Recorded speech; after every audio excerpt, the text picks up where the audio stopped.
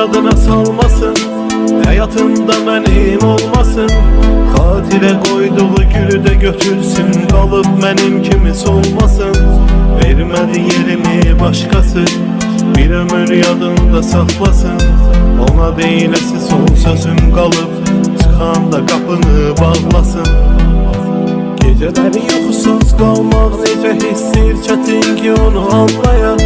Sanki dənizdən çıxarıblar məni, atırlar quru səhraya. İstəmirəm daha bizdən alınmaz, bizdeyə bir şey qalmayıb. Hər şey zamana buraxdım artıq, boş baxıram daha dünyaya. Yığmışam ürəyimə bütün hisslərimi, üstünə bir kilit asmışam. Seninle geçen o birgə günləri silib ağlımdan unutmuşam.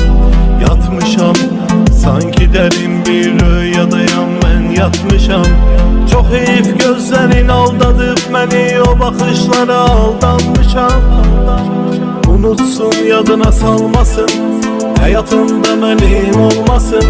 Xatirə qoyduğu gülü de götürsün, kalıp benim kimi solmasın. Vermedi yerimi başkası, bir ömür yadında saklasın. Ona değilesi son sözüm kalıp, çıkanda kapını bağlasın. Unutsun yadına salmasın, hayatımda benim olmasın. Xatirə qoyduğu gülü de götürsün, kalıp benim kimi solmasın. Vermedi yerimi başkası, bir ömür yadında saklasın.